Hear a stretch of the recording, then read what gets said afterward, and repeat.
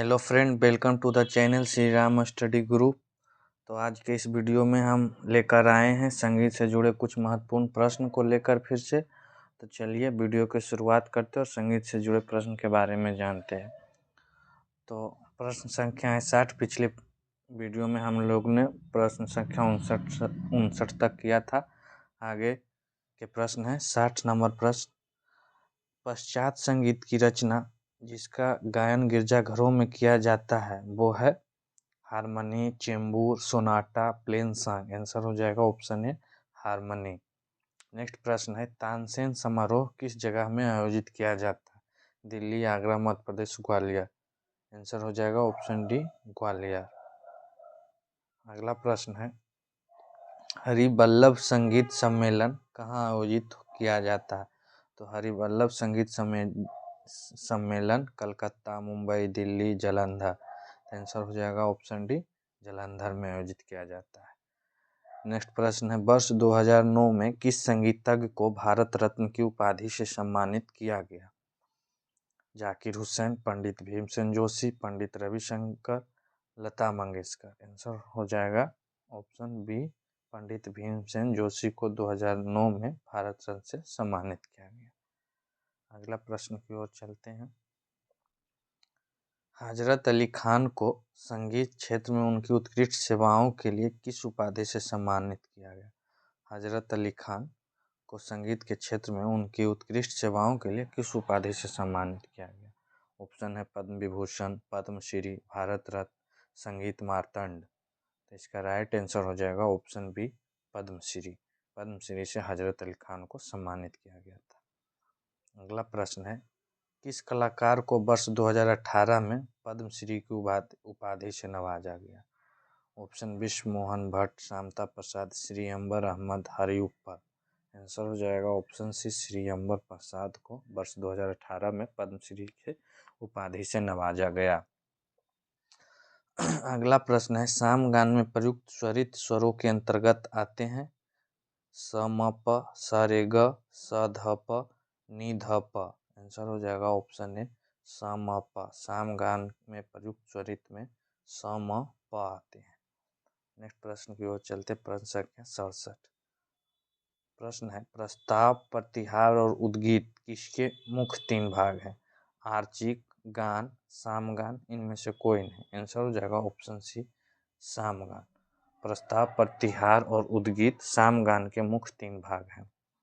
सामगान में कितने गायक होते थे? 5, 2, 3, 7। आंसर हो जाएगा ऑप्शन बी 3। सामगान में 3 गायक होते थे। नेक्स्ट प्रश्न है साम में मुख्य गायक को कहा जाता है? तो साम में मुख्य गायक को उद्गाता कहा जाता है। उनके सहायक होते थे प्रतिहर्ता और प्रस्तुता और मुख्य गायक होते थे उद्गाता। इसका आंसर हो जाएगा ऑप्शन बी उद्गाता। अगला प्रश्न है निम्नलिखित को सही क्रम में लगाइए। हिंकार, उद्गीत, प्रस्ताव, निधन, प्रतिहार। हिंकार, प्रस्ताव, उद्गीत, प्रतिहार, निधन। प्रस्ताव, हिंकार, उद्गीत, प्रतिहार, निधन। उद्गीत, हिंकार, प्रस्ताव, निधन, प्रतिहार। आंसर हो जाएगा हिंकार, प्रस्ताव, उद्गीत, प्रतिहार, निधन। अगला प्रश्न है विभाव कितने माने गए हैं? 8, 2, 1, 9। ऑप्शन हो जाएगा बी। आंसर राइट आंसर इसका है बी 2 विभाव माने गए हैं। आगे की प्रश्न की बात करें प्रश्न संख्या 72 तो वो है मनुष्य के मन में अस्थायी रूप से व्यक्त होने वाले भाव क्या कहलाते हैं? अस्थायी भाव, विभाव, अनुभाव, संचारी भाव। आंसर हो जाएगा ऑप्शन डी संचारी भाव। अगले प्रश्न है संचारी भाव कितने माने गए हैं? तो संचारी भाव ऑप्शन डी राइट आंसर इसका हो जाएगा 33 संचारी भाव माने। बात करें अगला प्रश्न की प्रश्न संख्या 74 तो क्या है आचार्य भट्ट लोलट के रस संबंधी दृष्टिकोण को किस नाम से जाना जाता है? आंसर हो जाएगा ऑप्शन बी उत्पत्तिवाद। उत्पत्तिवाद से आचार्य भट्ट लोलट के रस संबंधी दृष्टिकोण को जाना जाता है। नेक्स्ट प्रश्न है, रस के संबंध में अनुमतिवाद की स्थापना किस विद्वान ने की? आंसर हो जाएगा भट्टनायक, भट्टलोलट, शंकुक, भरत। आंसर हो जाएगा ऑप्शन सी शंकुक। शंकुक ने इसका स्थापना किया। अगला प्रश्न है, पंडित भीमसेन जोशी किस शैली के गायन में प्रसिद्ध हैं? तो पंडित भीमसेन जोशी किस शैली में गायन में प्रसिद्ध है? ध्रुपद, धमार, ख्याल, ठुमरी। आंसर हो जाएगा ऑप्शन सी ख्याल। पंडित भीमसेन जोशी ख्याल शैली के लिए प्रसिद्ध हैं। भैरवी राग अट्टा ताल वर्ण की रचना किसने की? मैसूर सदाशिवराव, मुथुस्वामी दीक्षितर, पश्चिमरिक अदिनयप्पा, क्षेत्रज्ञ। आंसर हो जाएगा ऑप्शन ए मैसूर सदाशिवराव, इसका राइट आंसर है। श्यामा शास्त्री के स्वर जातियों में से एक इस राग में है? मुदुकल, कमोजी, कल्याणी, हरिकमेजी, झुंझती। आंसर हो जाएगा ऑप्शन बी कल्याणी। श्यामा शास्त्री के स्वर जातियों में से एक कल्याणी राग में है। नेक्स्ट प्रश्न है, दक्षिण भारतीय संगीत का जनक है? त्यागराज, पुरंदरदास, श्यामा शास्त्री, मुथुस्वामी। आंसर हो जाएगा ऑप्शन ए त्यागराज। त्यागराज दक्षिण भारतीय संगीत के जनक माने जाते हैं। आप लोग को कमेंट में बताना है दक्षिण भारत की त्रिमूर्ति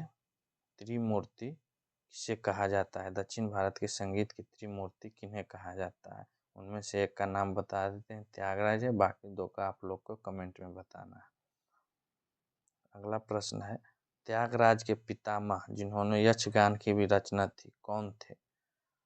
तो यक्षगान की रचना करने वाले त्यागराज के पिता थे, वो कौन थे? भरतीपना कवि, अभिनव त्यागराज, सुब्बाराय शास्त्री, गिरिराज कवि।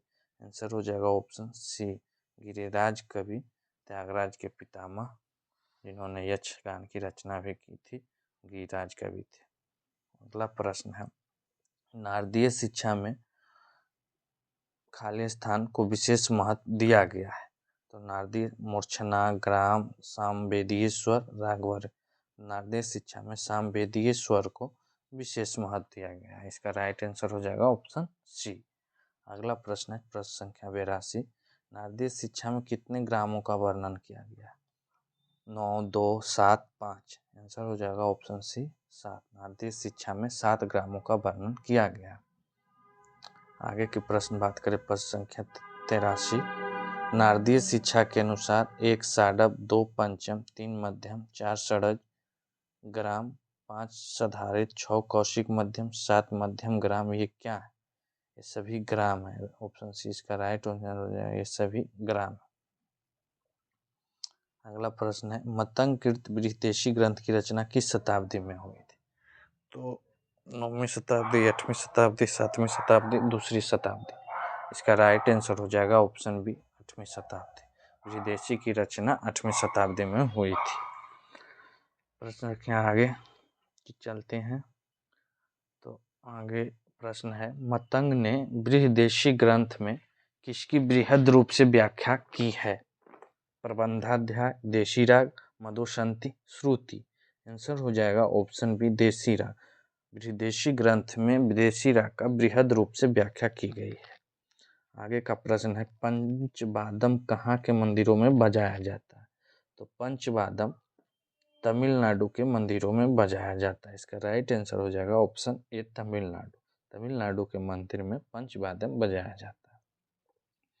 आगे के प्रश्न है, संगीत रत्नाकर में पटह के कुल पटावर्ण कहे हैं? संगीत रत्नाकर में पटह के कुल कितने पटावर्ण कहे हैं? 10, 12, 14, 16। आंसर हो जाएगा ए 10। संगीत रत्नाकर में पटह के कुल 10 पटावर्ण कहे हैं। आगे के प्रश्न की ओर चलते हैं, तो अगला प्रश्न है, प्रश्न संख्या 88, ताल के कितने प्राण होते हैं? 5, 8, 3, 10। राइट आंसर हो जाएगा ऑप्शन डी 10। ताल के 10 प्राण होते हैं। बाट एक खाली स्थान रचना है, बाट एक कैसी रचना है? तो बाट एक अविस्तारशील रचना है। आंसर हो जाएगा ऑप्शन सी अविस्तारशील। पाठ एक अविस्तारशील रचना है। आगे वाला प्रश्न है, सवा गुण की लयकारी को कहते हैं। तो सवा गुण की लयकारी को आड़ कहते हैं। आंसर हो जाएगा ऑप्शन ए आड़।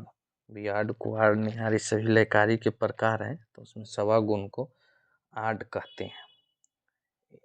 अगला प्रश्न है, एक अठताल वर्ण जिसमें सभी 10 विद्या गमक पाए जाते हैं, वो क्या है, कौन है? कल्याणी में वनजाक्ष, कन्नाडा में नैनममित, शंकराभरणम चलमेल, भैरवी राग में बीरी बोनी।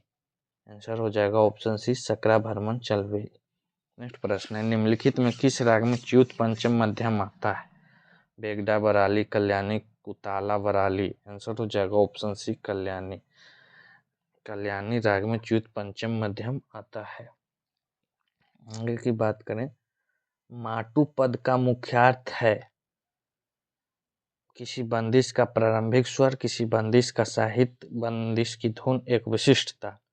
आंसर हो जाएगा ऑप्शन सी बंदिश का धुन। माटू पद का मुख्यार्थ, माटू पद का अर्थ होता है बंदिश का धुन। अगला प्रश्न है, निम्नलिखित में से सही कर्म में चयन कीजिए। इसका सही कर्म बताना है। तो इसका जाति अंग ग्रह क्रिया, क्रिया अंग ग्रह जाति क्रिया अंग, अंग ग्रह जाति क्रिया। तो इसका सही कर्म है क्रिया अंग ग्रह जाति। ऑप्शन बी इसका राइट आंसर हो जाएगा। अगला प्रश्न है, गंधार नाम है। गंधार नाम किसे कहते हैं, मतलब कौन दिए हैं या क्या नाम है? थोड़ा कंफ्यूजन है यहाँ, लोग देख लीजिएगा। ऑप्शन है पोतुपन, पागलपन, इकुपन, ताल। तो इकुपन को गंधार नाम भी कहते हैं। नेक्स्ट प्रश्न है, महर्षि भरत ने अपनी मूर्छनाओं का क्रम किस प्रकार व्यवस्थित किया है?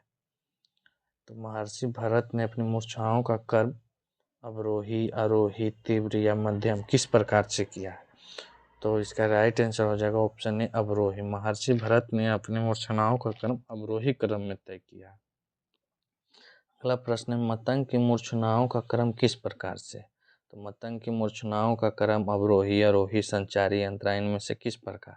आंसर हो जाएगा ऑप्शन बी आरोही। मतंग ने अपनी मूर्छनाओं का क्रम आरोही में और महर्षि भरत ने अपनी मूर्छनाओं का क्रम अवरोही में तय किया था। नेक्स्ट प्रश्न की ओर चलते हैं, निम्नलिखित में से गंधार ग्राम की मूर्छना का आरंभिक स्वर कौन सा है? तो गंधार ग्राम की मूर्छना का आरंभिक स्वर गंधार ही होगा। ग से शुरुआत होता है गंधार ग्राम। अगला प्रश्न है, षडज ग्राम की मूर्छना का आरंभिक स्वर कौन सा है? षडज पंचम गंधार है, जिस तरह गंधार ग्राम के आरंभिक स्वर गंधार माना गया, उसी तरह षडज ग्राम मूर्छना का भी आरंभिक स्वर षडज ही माना जाता है। ऑप्शन ए इसका राइट आंसर हो जाएगा। आगे प्रश्न चलते हैं, निम्नलिखित में से मध्यम ग्राम की मूर्छना का आरंभिक स्वर कौन सा है? तो मध्यम ग्राम की मूर्छना का आरंभिक स्वर मध्यम ही है। अगला प्रश्न है, कर्नाटक में भक्ति संगीत से संबंधित गीत का नाम बताइए।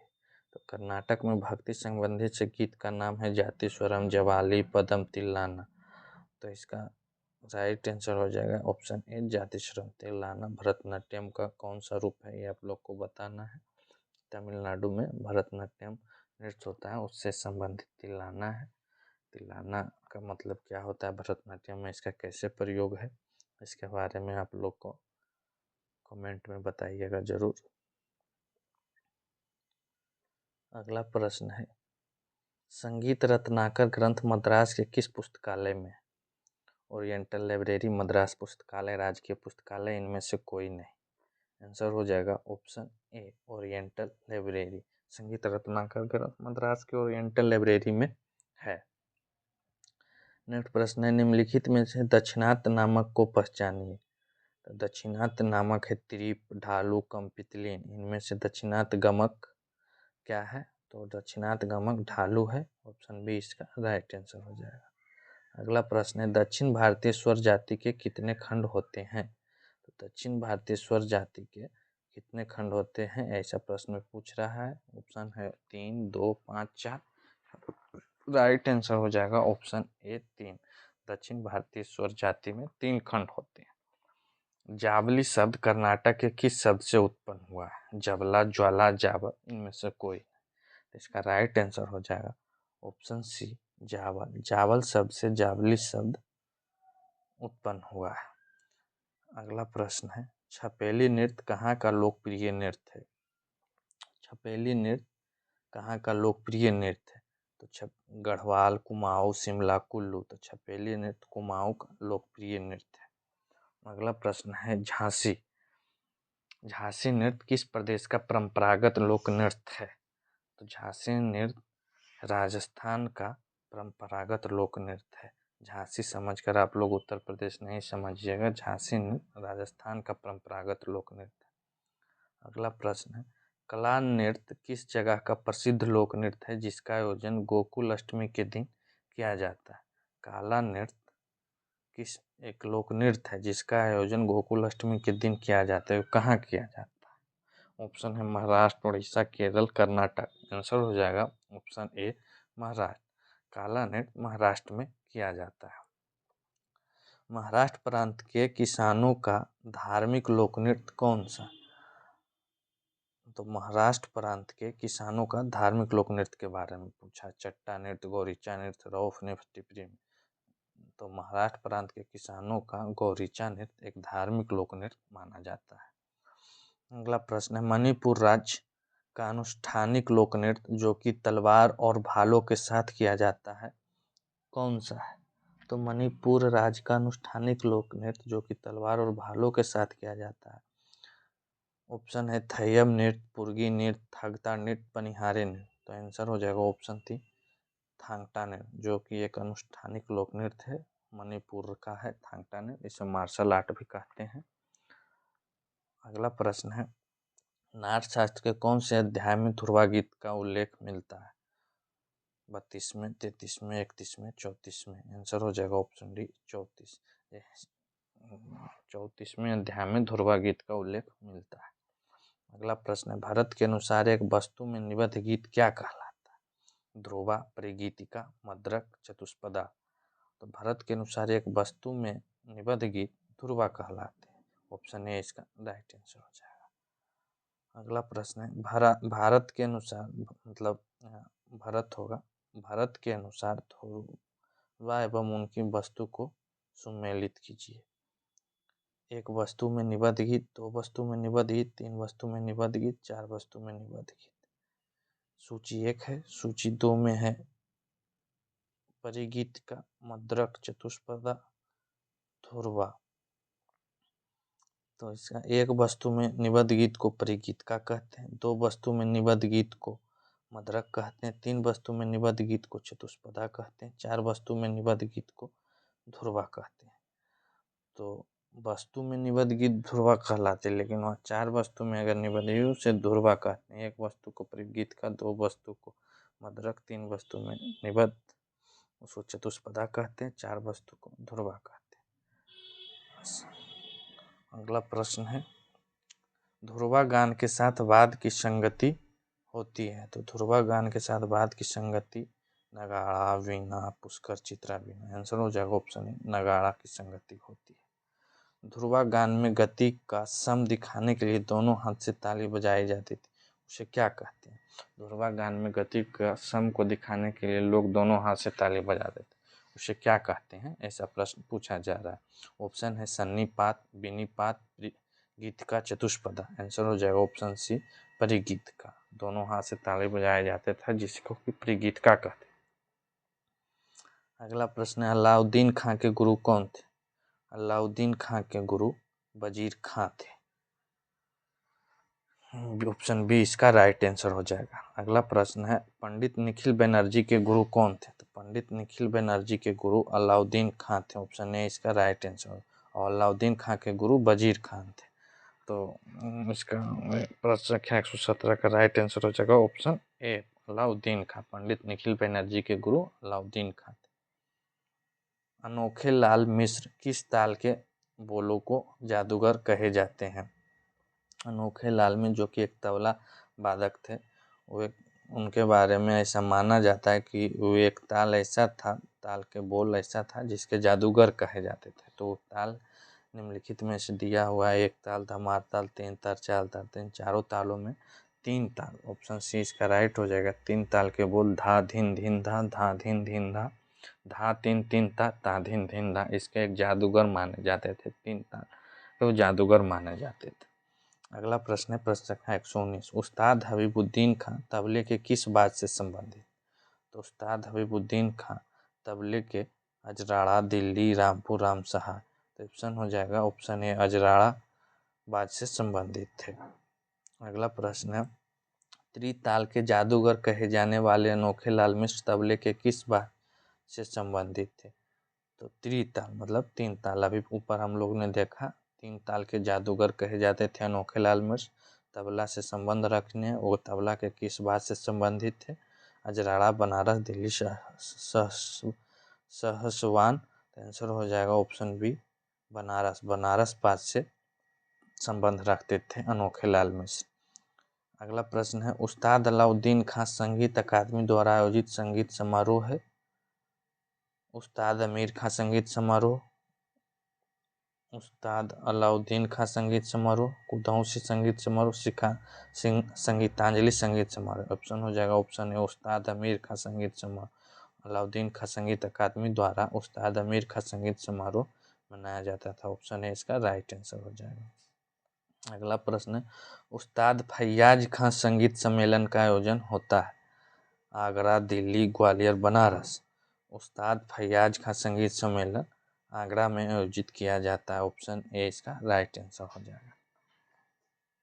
श्री राम भारतीय कला केंद्र द्वारा आयोजित संगीत समारोह किस कलाकार के नाम पर आयोजित होता है? तो श्री राम भारतीय कला केंद्र द्वारा आयोजित संगीत समारोह शंकरलाल संगीत समारोह, किशन महाराज संगीत समारोह, आचार्य बृहस्पति संगीत समारोह, भातखंडे संगीत समारोह। आंसर हो जाएगा ऑप्शन ए शंकरलाल संगीत समारोह। शंकरलाल संगीत समारोह श्री राम भारतीय कला केंद्र द्वारा आयोजित किया जाता था। अगला प्रश्न है दुर्लभ वाद विनोद का आयोजन कहाँ होता है? तो दुर्लभ वाद विनोद का आयोजन भोपाल में होता है। ऑप्शन ए इसका राइट आंसर हो जाएगा भोपाल। अगला प्रश्न है संगीत कला मंच का आयोजन होता है कहाँ होता है? संगीत कला मंच का आयोजन जालंधर, अमृतसर, ग्वालियर, दिल्ली में से कहाँ होता है? ऑप्शन ए इसका राइट आंसर हो जाएगा जालंधर। संगीत कला मंच का आयोजन जालंधर में होता है। तो चलिए आज के वीडियो को यहीं समाप्त करते हैं। वीडियो आप लोग को कैसा लगा कमेंट में ज़रूर बताएं, और वीडियो पसंद आया हो तो वीडियो को लाइक करें, शेयर करें, और चैनल पर नए हैं तो चैनल को सब्सक्राइब ज़रूर करें। तो चलिए अगले वीडियो में आप लोग के लिए फिर से मिलेंगे कुछ और प्रश्न के साथ। आप ये सभी प्रश्न बिहार संगीत शिक्षक भर्ती 4.0 के लिए महत्वपूर्ण है, चाहे KVS का भी कर रहे हो या MRS का भी कर रहे हैं, उन सभी के लिए महत्वपूर्ण भी है। तो चलिए अगले वीडियो में मिलते हैं आप लोग के साथ कुछ और प्रश्न को लेकर।